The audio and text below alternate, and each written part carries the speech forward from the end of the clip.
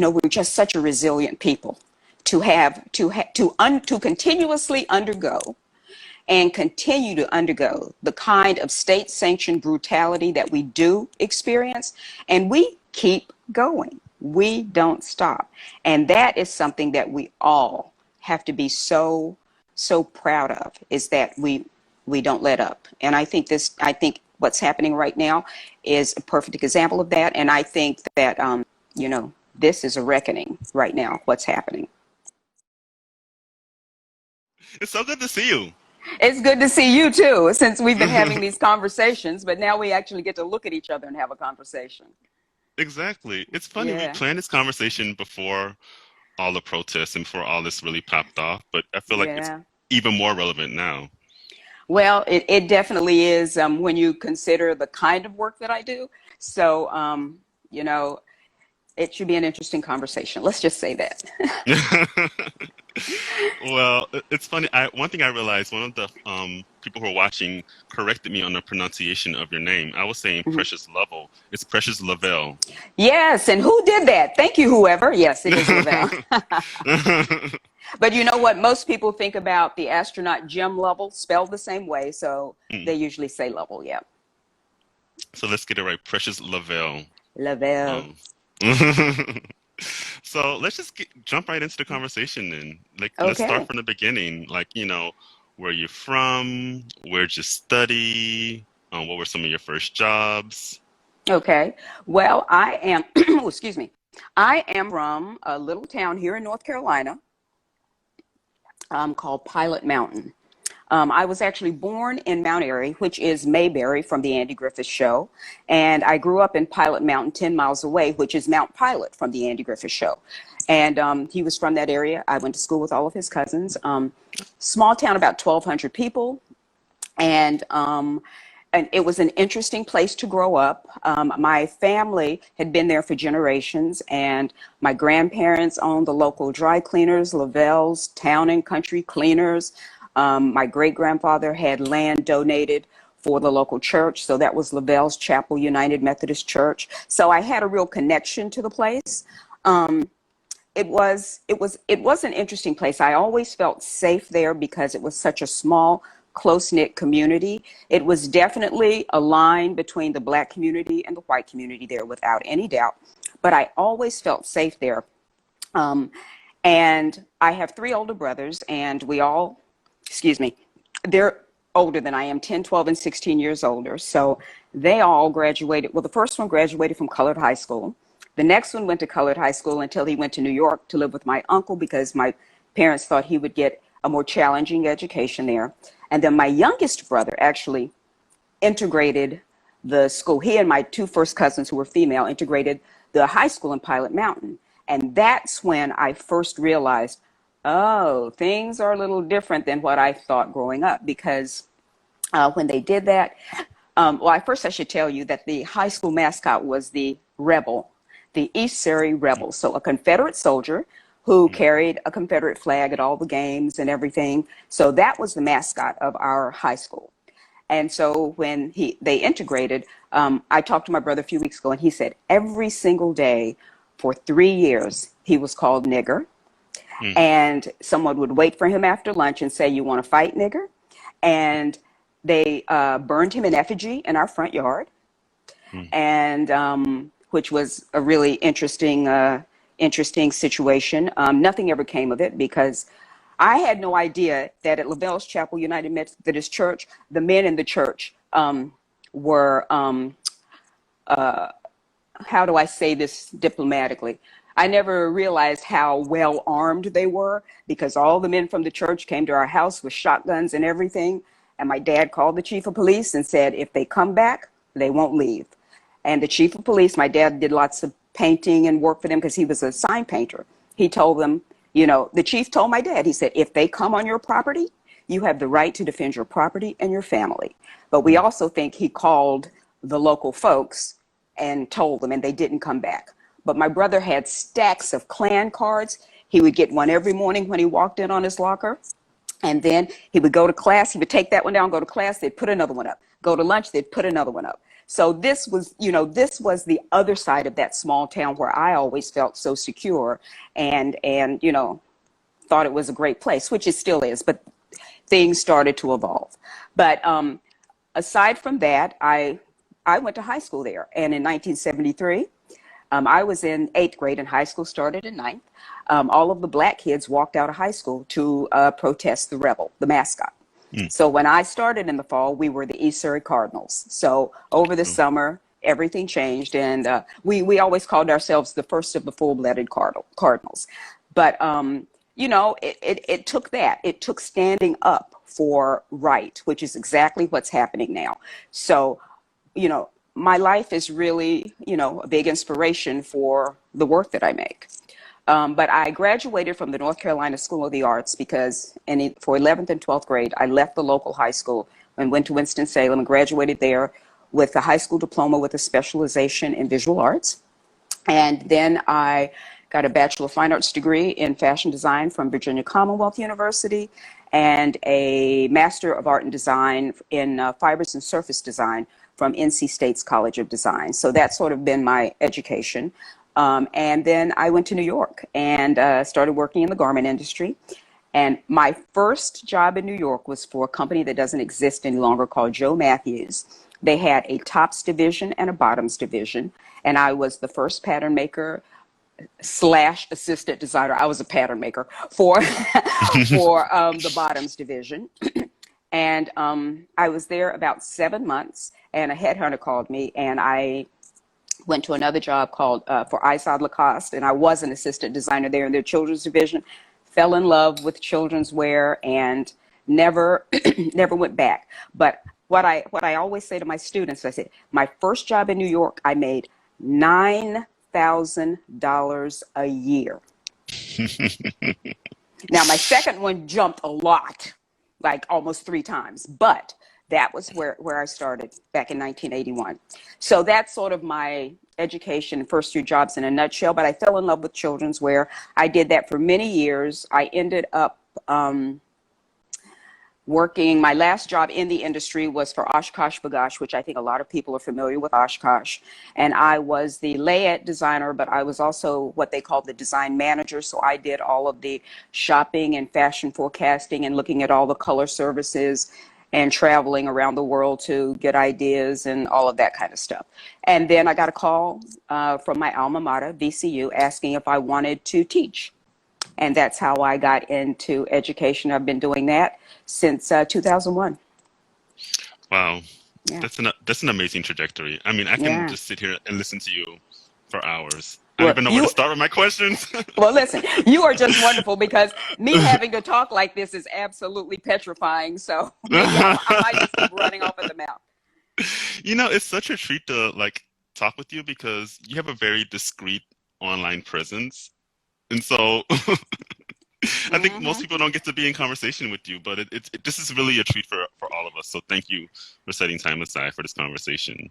Well, thank you for saying that. I'm guarded. I'm guarded, and all my friends know that it takes a while for me to come on board with people because just of my life and my experience. So, but once we're friends, I'm a ride or die friend.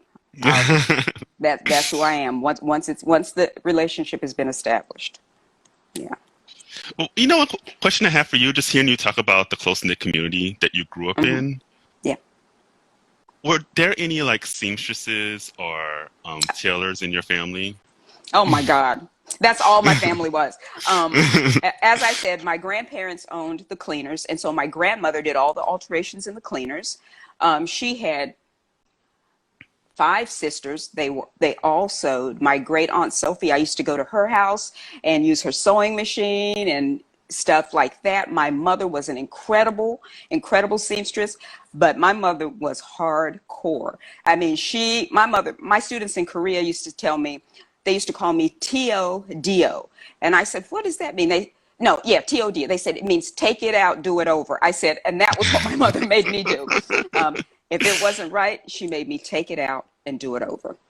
And so, yeah, there were lots of seamstresses. And I mean, from making clothing to making quilts to all of that kind of stuff, you know, and in the African American community, you know, we have a big tradition of that, starting back with enslavement. We had to make our own clothes. We had to make clothes for folks in the big house.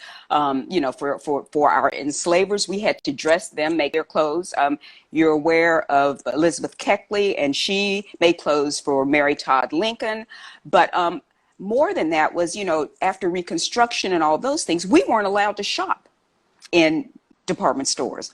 Or if we did, it was only certain hours. We couldn't try it on, you know, all of those kinds of things. So that's why we have this long tradition of making those. That's why we had so many skilled seamstresses and people who could do these things, because it was a necessity. I mean, some people may realize Rosa Parks was a dressmaker. You know, so those are the kinds of, yes, there were many. To answer your question, see, I run off at the mouth. Yes, there were many seamstresses where I grew up. Yeah, yeah. Well, that explains a lot, because your practice, I mean, we're going to get into like your creative practice and your art, Okay. but I mean, it's all about textile art and fashion. Like Well, you and that's because of, like I said, my life, how I grew up. You know, the women who did this in my family, my mother, of course, but my grandmother, my great grandmother, my great aunt, all of my great aunts, all of these people, you know, they influenced me. They were the people that I admired. You know, I grew up next door to my great grandmother, so I was always around older people, which I think has helped my transition as I get older, because I'm like, those were the coolest people I knew. And they were all makers, and they were skilled makers, not messy makers, you know, but they were really skilled at what they did. And so it was natural for me to work with textiles and to work with clothing. I mean, I became a fashion designer for those reasons. And I came to realize how much fashion can tell us about a person, about a time frame, all of those kinds of things. You know, it can tell us just like a sculpture or painting can tell us. And so, you know, for me, I decided to explore the narrative potential of cloth and clothing in talking about the African diaspora, people of African descent around the world. And so that's been something that I've chosen to sort of concentrate on and, you know, make my creative practice. You know, I found out about your work through another Black designer who's actually quite understudied, but I was doing research on Ruby Bailey, and you had written a blog post or an article on Ruby Bailey, and that's when I first learned about your work. Ah, okay. So the blog post for the Museum of the City of New York. Yes, exactly. That one. Yeah. And that was that's actually an interesting story, how I even came to be at Museum of the City of New York. I applied. Sometimes I do crazy stuff. I applied for an internship there, not thinking that I would ever get one. I had just come back from teaching in South Korea. I taught in a fashion program there for 2 years. It wasn't my place on earth, but it was a good experience. And I saw this, you know, application online. And so I applied, and I went in and talked to Phyllis. I think you've talked to Phyllis Magidson before too, right? hmm She Yep. was the chief curator. And I tell the world, Phyllis is a national treasure. What she has in her head with regard to fashion in the city of New York is extraordinary. But I went in and spoke with her and her associate curator, Grace Hernandez. And we talked for like an hour and a half, like really a long time. And after I started working there, Phyllis didn't give a lot of people an hour and a half of her time. So I came to realize what she had done when we talked. And I left in less than 20 hours. She called because we went and we looked at clothes, and I talked about clothes with them and everything. And she called me in less than 24 hours, and she says, we don't normally take people who aren't in a museum studies program, but after spending time with you, there's no way we can't accept you into this program. So I had this internship there, and it was eye-opening in so many ways, but especially it really renewed my interest in making, because I looked at Dior up close. I looked at clothes from the 1700s that are in perfect condition. up close. I got to really touch them and look, well, I had on rubber gloves, look at them. And it really renewed my love for making. And so the Ruby Bailey, they had just encountered Ruby Bailey. Phyllis got a call, and a lawyer had said, I've discovered something in an apartment in New York I think you may be interested in. And Phyllis told me that she said, oh, she just did it to be nice because she knew this woman. And she said, I'm going to give him 3 hours. You know, I'll look at the stuff and then come back. Phyllis said she was there over 8 hours. And she said she could not believe what she found in that apartment. And so they took the collection. And while I was there, I got to look at the collection and pack it and, you know, do all of this stuff. And then Ruby had also made these dolls and these little vignettes of stories about African American life. They were amazing. And that was one of the projects that they gave me to help. I had to make custom boxes and things to put these in. So it was an extraordinary experience. And then when the opportunity came to write the blog piece, Phyllis looked at me and she says, you want to write it? And I'm like, uh-huh. So she let me write the piece, and I did research at the Schomburg in different places, and that's how that came to be. So so thanks to Ruby Bailey, you and I now know each other. Exactly. Yeah, I hope Ruby is looking down on us and smiling. So my creative practice is really single focused, and it's really about exposing and honoring people of the African diaspora. People have been left out of the traditional historical narrative is the best way that I can put it. Very focused on women of African descent.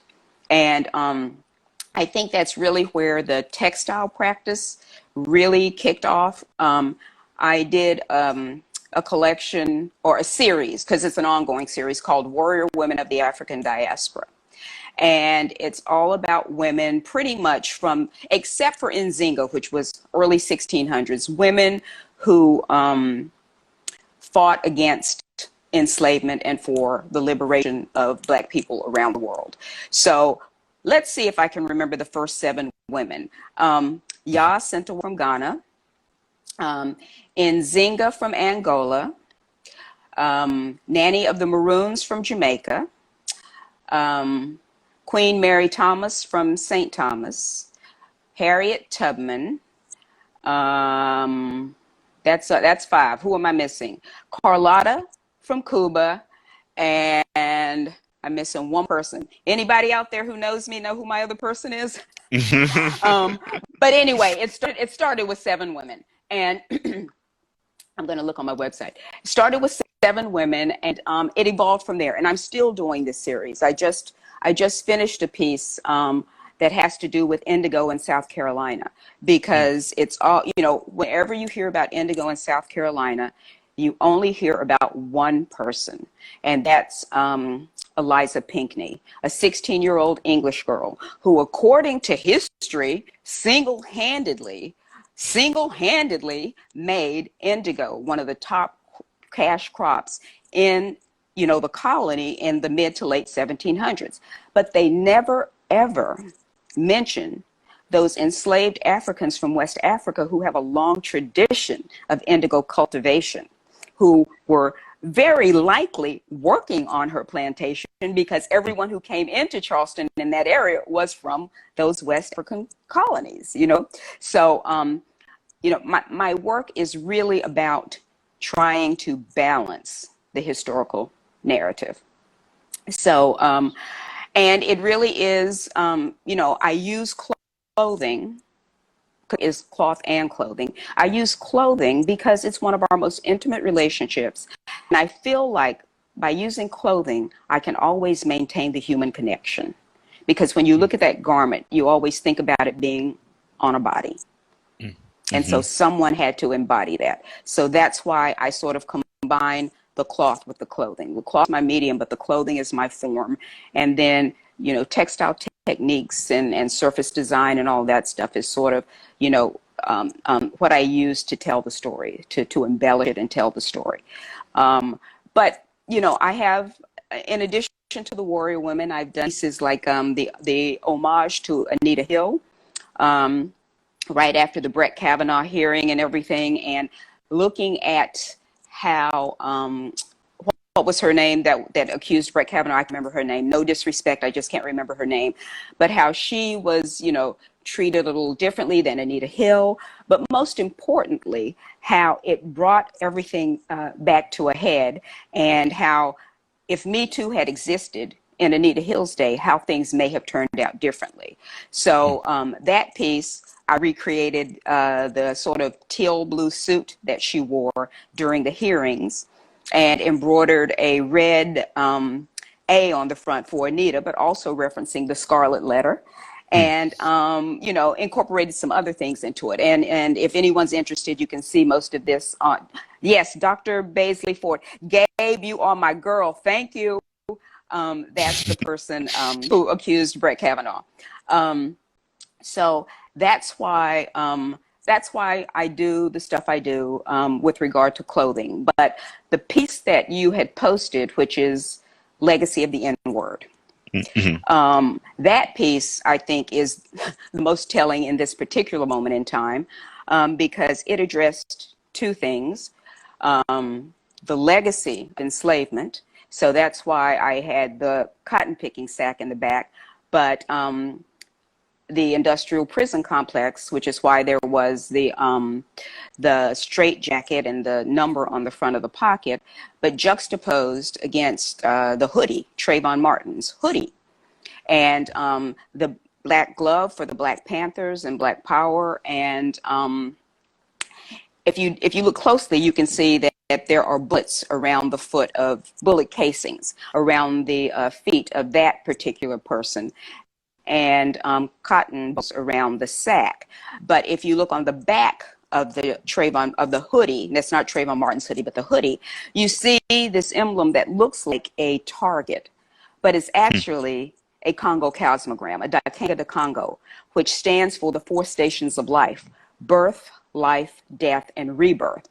So that piece was actually about, in the title, Legacy of the N-Word: enslavement, incarcerated, insanity, indestructible. We have always been here. We will always be here. And basically what we're saying right now, it's time to recognize and deal with the fact that we're not going anywhere. That's really what that piece is about. And I'm just, I guess because I am African American, we're just such a resilient people to continuously undergo and continue to undergo the kind of state-sanctioned brutality that we do experience, and we keep going. We don't stop. And that is something that we all have to be so proud of, is that we don't let up. And I think what's happening right now is a perfect example of that. And I think that this is a reckoning right now, what's happening. Yeah. What I have a question about is the power of textiles, and you've touched on this already in a lot of your responses, but you choose fabric and textiles in clothing and fashion as your medium, and you're a very creative person. You could easily do sculpture or painting or performance. Well, you do use performance to a certain extent, but well yeah, that piece was performed because we had live models in Legacy of the N-Word for certain parts of that exhibition, which I do want to give a shout out to Mike Williams and the Black on Black Project. He is fierce. He is doing incredible work. So everyone out there, please check out the Black on Black Project. He is extraordinary. But why I choose cloth and clothing, and I think it's because of the power that they have. In Africa, cloth is so integral to culture there. It is used throughout life stages. So birth, you give someone cloth. Puberty, certain cloths are worn. Marriage, cloths are given and worn. And death, you are wrapped in cloths. There's the Poro Society. I think it's in Ivory Coast. Don't quote me on that. But when someone dies, I think this is a men's society, they select 35 specific pieces of cloth to wrap this person in for burial. So cloth is really, really important. In Ghana, Adinkra cloth is traditionally worn for funeral celebrations, but now it's branched out into other things. In parts of Southern Africa, like the Basotho blankets, are worn by young men when they're going through their puberty rites. So cloth is really important, and it can tell a lot of stories. And that's one of the reasons I use it. But also, like I said, I grew up with quilt makers. I mean, my great grandmother made this crazy quilt pillow that we had in our house for as long as I can remember, and I always called that my pillow. It was my pillow, my connection to her. So textiles, they carry a lot. There are two cross-stitched pieces. One is from a young 13-year-old girl from the UK, and I can't remember her name, but she stitched this cross stitch, and she talked about she had to leave home when she was 13, and she was like a servant in someone's house, and she talked about the horrors that she experienced in this house, and horrors so bad that she couldn't mention them by name, and how at times she had attempted suicide. But this cloth, her stitching in the time she had, was the only safe place she had to tell that story.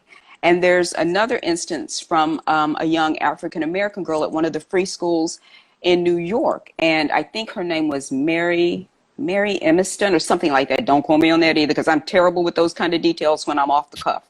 But she stitched another cross stitch about asking for the end of slavery. So these girls who did not have voices that they could just walk out, they had voices, they always had voices, but safe spaces to say these things, used textiles to record what they believed and what they thought, and things about their lives.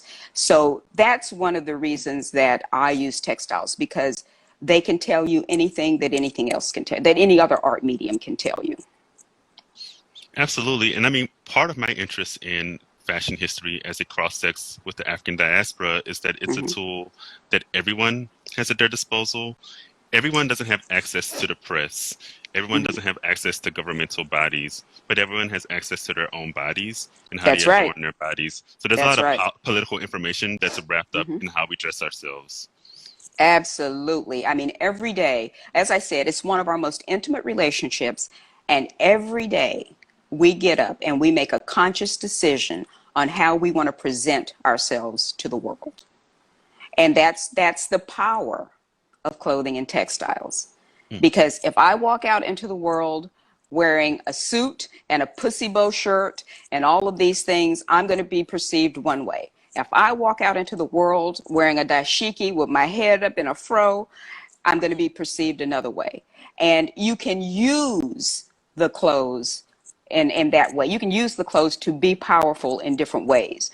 There was a lot of conscious decisions about the way people dressed when, during the civil rights movement, when people were protesting. You look at those women, they had their handbags hanging from their arms. They were dressed, they were presenting an image of who African Americans were, and, that we should be respected just like anybody else. Now, I'm not saying that has to be the way you do it, but that was how they chose to do it, because that's how they felt in that moment they could communicate what they needed to communicate. So there is a lot of power in how we adorn ourselves every day. You're absolutely correct. And one thing I always tell my students, and anyone who knows me has probably already heard this before, but text and textiles have the same root. You can read clothing the same way you can read an actual written text. And I feel for whatever reason, fashion history or textile work or needlework gets sidelined in intellectual histories. But if you're not including fashion or fashion history into intellectual work, then you're missing an important part of the story. And Jonathan, you are so right. And we have to talk more about that, because I want to hear more about your research in that respect. But, the thing about textiles is that it is dismissed and it is disrespected because it has traditionally been women's work. And if a woman can do it, it's not important. If a woman, you think about you know, the turn of the last century, you know, Victorian women were sitting in their parlors and they were stitching their cross stitches and learning this stuff, and colonial America also, so that they could make clothing for their family and, you know, embroider everybody's name in it and all these kinds of things before it became pictorial and sort of a hobby. It is something that will always, you know, be disrespected until people really learn about it. And that's what's so important about what you're doing. We have to include it in historical narratives. Just because it's something that was traditionally women's work, it was still very valid. Just like the two embroideries I talked about, those little girls, you know, that was their safe place. That was their safe place. And, you know, fibers programs around the country are being shuttered. Making programs around the country are being shuttered. We are losing respect for making, from using our hands. We have become, and I am not by any means anti-technology, but we have become so focused on technology that we are willing to, you know, let go of all these other things and lose them. And that is going to be a big mistake. But the good news is we have Natalie Channon down in Florence, Alabama, who makes well, she now has a machine sewn collection, but she started out by making everything by hand, you know, with local people there. We have Carla Fernandez in Mexico, who works with all Mexican traditional makers and, you know, paying them fair wages and highlighting them and using their skills to make really modern, smart, contemporary clothing. Leah Kabede, the model, working in Ethiopia with weavers who have been weaving for generations, and even Studio 189 in Ghana, and they're working with local artisans. So there are people who are aware how important textiles are to storytelling, to presenting yourself, to all of those things. And I feel like one thing that we're trying to do with your work and also with my work as a scholar is trying to restore the dignity in human labor. I think because the nature of capitalism, we're separated from the people who actually make the garments, and I think we're trying to like reconnect between the wearer and the maker. Like that's a really important story because you understand the amount of skill and time it takes to actually make a garment instead of just going to H&M and like buying something off the rack. You know, you understand that this is a lot of work and there's a lot of skill and there's a lot of intellectual work involved in making a garment. Well, all I can say to that is the Southern version of a response in church, which is preach, because you're absolutely right. You know, what's happened in the fashion industry right now, you know, between, you know, protesting the brutality, the state-sanctioned brutality against African Americans in the United States and around the world. You know, we also have this virus which has upended the fashion industry.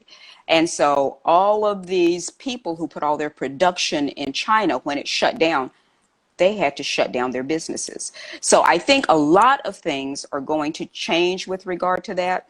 But most importantly, what we have to realize is that in the fashion industry or the textile industry, the supply chain, you know, we use that word, the supply chain. What is the supply chain? The supply chain is human beings, okay? Human beings. And they are unfortunately children.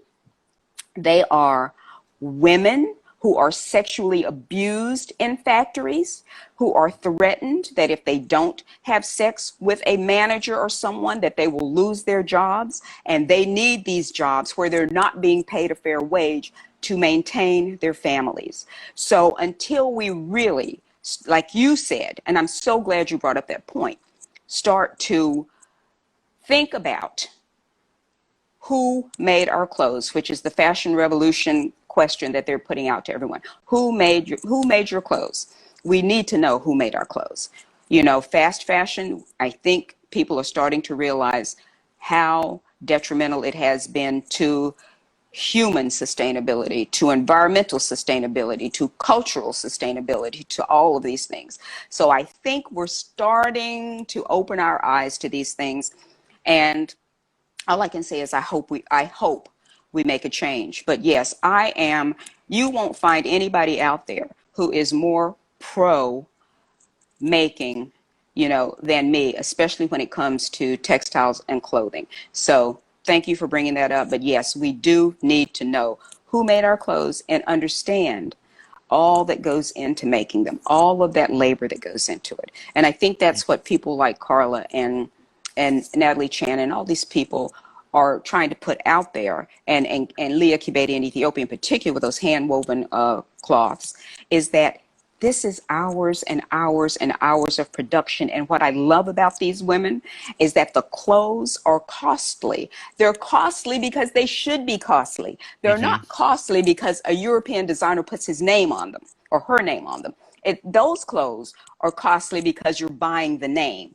But the clothes that I'm talking about made by these women are costly because of what goes into making them. Beyond your grandmother and your great grandmother and the family of seamstresses and tailors that you grew up in, Mm-hmm. who or what are some of your Mm-hmm. biggest inspirations or influences? Okay, that's a good question, I guess. Well, in general, people of the African diaspora. But then there are artists that I admire tremendously, like Elizabeth Catlett, who Mm. actually left the U.S. and lived in Mexico for many years because she wanted to get away from the racism. But I wear this bracelet every day, and it's a quote from Elizabeth Catlett, and it says, "Art is only important to the extent that it aids in the liberation of our people." And I try to wear that every day just Mm. as a reminder. Now, I believe in all kinds of art, don't get me wrong, but for me, this resonates for me. She was a beautiful sculptor and an amazing printmaker, and everything she did was about uplifting, people of African descent. Her sharecropper print, or her prints about the Black Panthers that told the truth about them, that dispelled what Hoover and COINTELPRO and all those people were trying to make the Panthers out to be, these national terrorists and all that kind of stuff. But she told the truth about them. So people like her. Another person is Jay Jarrell, Mm. and she was one of the original members of Africoba in Chicago, and she worked with clothing.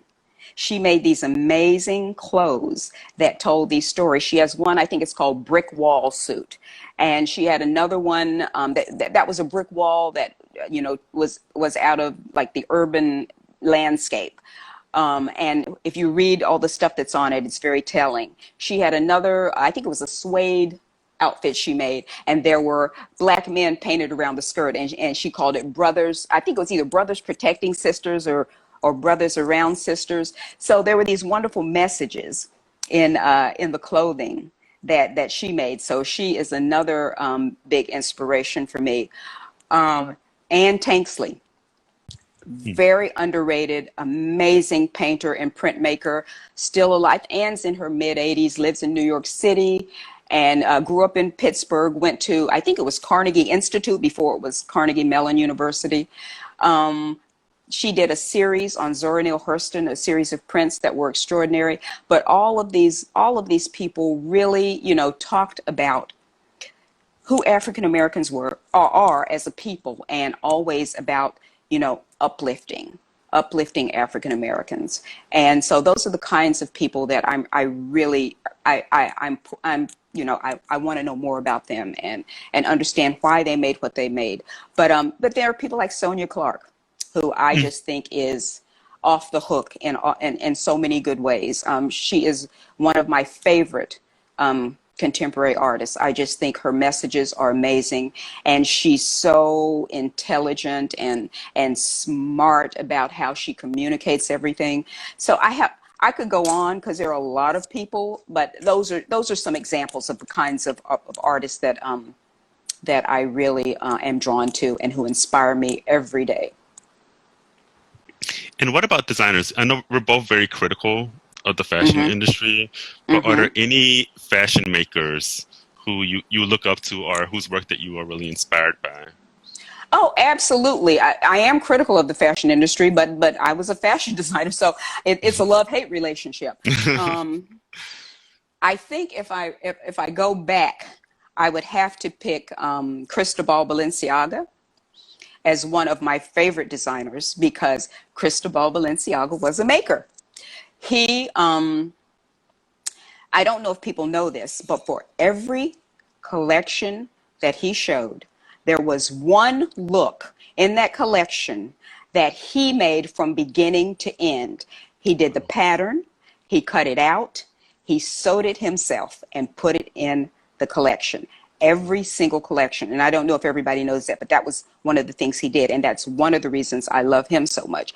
But he understood material. He understood form. That wedding dress he made that's held together with one seam, it looks like a sculpture. It is the most beautiful, one of the most beautiful pieces of clothing I've ever seen. And it is so simple. So he's one of my fashion influences, always has been. On the other hand, Issey Miyake is someone that I am inspired by because he is such a textile person and he explores, textiles and what they can do. His pleats, please, you can ball them up in a knot, take them anywhere and put them on. But my favorite thing that he ever did was a piece of cloth where he was able to knit a long piece of cloth that had tops and socks and gloves and skirts all embedded in this knitted piece. You could buy it, you could take your scissors and cut around the shapes and put it on your body. He had developed the structure within the knitting to hold those pieces together when you cut them out. So I always think that kind of thing is amazing. He also made clothes with rattan and the Japanese tradition of making clothes out of rattan. But he always pushed the limits not only of materials, but he also pushed the limits of form. So I've always respected him for that. And then, you get people like Willie Smith. I love Willie Smith. He was a big designer when I first moved to New York. Probably second to Tracy Reese now, probably the most well-known African-American designer of all time. And he turned clothing, he made clothing fabulous, fashionable, and affordable. And that was his secret to success. And at the time, he was the most successful African-American designer of all time. But if you go back and look at his clothes, they were fabulous. They were fun, and they were wearable. They were wearable. You wanted to wear Willie Smith's clothes. Unfortunately, he was during that era when, oh God, in New York, there were funerals every week. We were losing people to AIDS, and he was, one of those people. And it was a tremendous loss to the fashion industry because he was an extraordinary designer. So those are some of them. But I'm also wondering about new works. Like, what are you working on right now? Do you have any new exhibitions or any new pieces? Well, I had hoped to have an exhibition here in Raleigh in October, but that's up in the air now. And we haven't really, all I know is that it's been pushed back, but we haven't talked about a new possible date for it. But like I said, the piece, I just completed the piece on indigo about 3 weeks ago. That piece took a bit because I started dyeing the fabric in November of 2018, and it's the middle of 2020 now. But I have got that, I've gotten that piece completed. So that is a new piece in the Warrior Women of the African Diaspora series. But really, lately, I have been presenting at conferences, primarily on my work. I did a 2-month residency in Brazil in the summer of 2017, and I presented on that at a few conferences in England and Canada and the US and different places. And I also did a residency in Ghana this past summer. And I'm going to be presenting on that at a few conferences. I still have 3 conferences this year to present at. And I presented at one back in March. And so that's really where I've been disseminating my research and my work is through conferences most recently. And the work is, like we said before, so time consuming. And as I get older, I have to give my hands breaks because I do all the stitching and everything pretty much by hand and by myself. And I've come to realize that, I've been stitching since I was 6 years old. So that's what, 55 years or so. So I've got, my hands are starting to show wear and tear, and so I have to give them breaks. But that's what I'm working on right now.